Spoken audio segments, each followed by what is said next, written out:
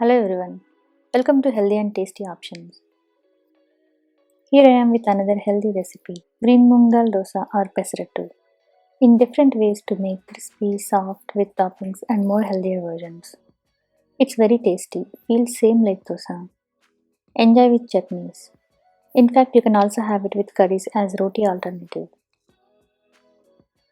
You can try making pancake-sized Pesarattu for kids. Usually why it goes wrong is when it's made too thick, it doesn't cook well, comes out sticky, will be hard to chew, leads to indigestion. This is how I make Pesarattu, super thin.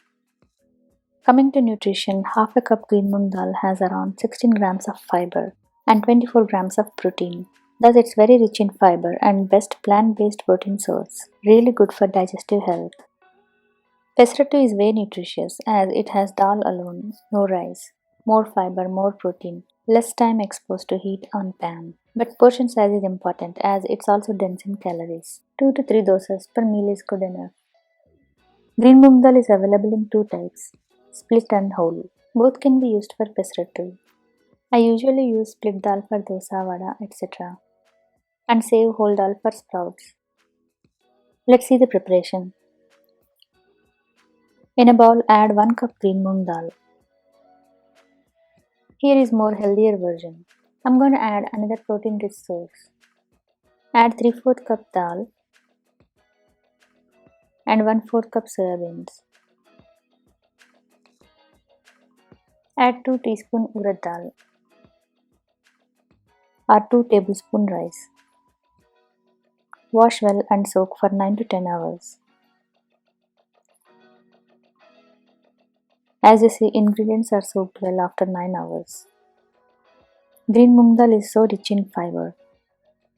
Thus retain the skin either by perforated spatula or drainer. You can see dal along with skin. These are the ingredients I'm going to use to enhance the taste. Add 1 teaspoon salt, half a teaspoon cumin seeds, little ginger, 2 chilies.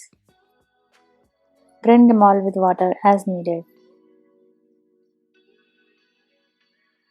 It should be like smooth batter. Air bubbles indicate it's aerated well, thus no need of fermentation. Dilute a little with water like dosa batter. The Pesarattu batter is ready. It stays fresh in fridge for 4 to 5 days. Let's see all different ways of making Pesarattu. First way, making crispy Pesarattu. Heat dosa pan on high flame. Sprinkle little water to see if it's hot enough. Pour batter with ladle. Spread quickly to round shape. Keep it really thin, as thin dosa digests well and cooks faster. No need of oil at all. Let it cook for a minute. It turns brown color. Lift the edges gently.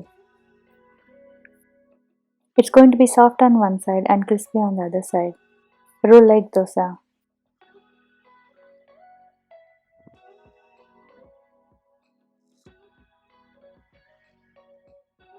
After few dosas, if pan or spatula gets batter marks, wipe off with wet tissue or cloth. Here is another way of Pesarattu with toppings. Pour batter and spread. Add few cumin seeds. Few finely chopped onion. You can spray little oil if you want. For crispy texture, don't flip. Roll the Pesarattu. This is for soft Pesarattu with toppings. Add cumin seeds and onion. Press onions gently to flip dosa. You can spray little oil if you want. Flip it gently. Fold like roti.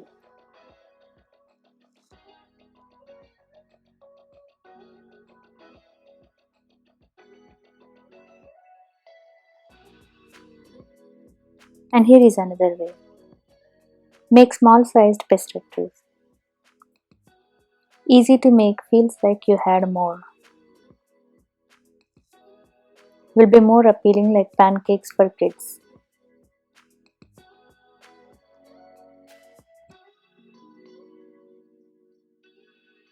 You can as well add some cumin seeds directly in batter and make pesarattu with onions on top later. It's optional. Enjoy pesarattu with chutneys, curries and upma.